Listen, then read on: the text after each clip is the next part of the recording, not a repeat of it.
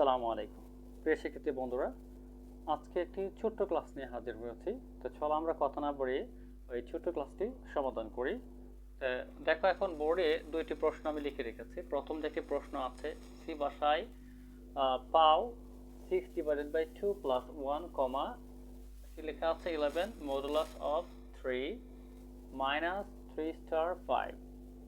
এক্সপ্রেশনটির মান কত? অপশনে দেওয়া আছে -2, 2, 1 নাকি 10। তো চলো আমরা এটাকে সমাধান করব। কি দেওয়া আছে আমাদের এখানে? আমাদের প্রথম যে বলছে, আমরা অংশটা একটু মুছে দিই, তাহলে আমরা এখান থেকে কাজ করতে সুবিধা হবে। আমরা চাইলে নিচে করতে পারি। দেখো, 6কে তো 2 দিয়ে ভাগ করি, তাহলে কত হচ্ছে ভাগফল? 3। ডিভিশনের খাতে হলো ভাগফল দেখাবে, তাহলে 3 এর সাথে 1 যোগ করলে কত হচ্ছে? 4।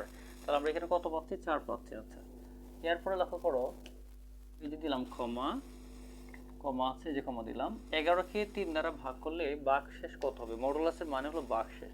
তাহলে আমরা 11কে ভাগ করি। 11 ভাগ কত? 3। কতবার যাবে? 3 বার। 3 থেকে কত? 9। 9 থেকে 11 গেলে থাকবে 2 অবশিষ্ট। কত থাকে তাহলে? 2 থাকে। তার মানে 4,2 বুঝাইছে এখানে। তো 4,2 মানে প্রথম অংশটা বেস, পরেরটা পাওয়ার। তার মানে এটা বুঝাইছে 4 স্কয়ার। এটাকে আমরা সঙ্গে বসে লিখতে পারবো 4 স্কয়ার মাইনাস 3 স্টার কি আছে? 5। 3 আর 5 গুণ করলে, স্টার মানে গুণ সম্পর্ক, তাহলে 3 আর 5 গুণ করলে কত হচ্ছে? 15। তাহলে 4 কে স্কয়ার করলে হচ্ছে 16, আর এখানে হচ্ছে 15। 16 থেকে 15 চলে গেলে থাকে অবশিষ্ট এই। তাহলে উত্তর হবে কত নম্বর? এই গ নম্বরটা হবে সঠিক উত্তর। দেখো, এরপরে আরেকটি প্রশ্ন আছে।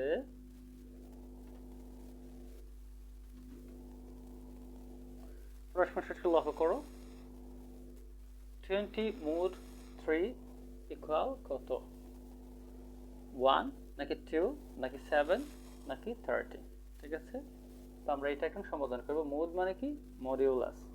তাহলে আমরা এখন 20কে 3 দিয়ে ভাগ করি। দেখো, এই 20কে আমরা কত দিয়ে ভাগ করব?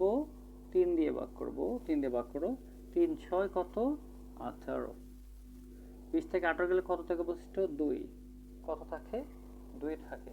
তার মানে উত্তর হবে কত? কারণ মোড মানে হলো ভাগশেষ। মোড মানে কি? ভাগশেষ। তাহলে দেখো, এখানে ভাগশেষ আমার কত আছে? 2 আছে। তাহলে উত্তর হবে কত এখানে? 2। ঠিক আছে, উত্তর হবে কত এখানে? সঠিক উত্তর হবে 2। যদি তুমি এরকম মজার মজার ক্লাস দেখতে চাও বা এরকম মজার মজার অঙ্ক শিখতে চাও, তাহলে আমি বলবো যে আমার এই ক্লাসটিকে শেয়ার করে দাও এবং তুমি তোমার মতামত জানিয়ে দাও। এবং তুমি যদি আমার নতুন দর্শক বা স্টুডেন্ট হয়ে থাকো, তাহলে অবশ্যই পেজটিকে ফলো দিয়ে পাশে থাকবে, যাতে পরবর্তী ক্লাসগুলো ধারাবাহিকভাবে দেখতে পারো। ধন্যবাদ সবাইকে।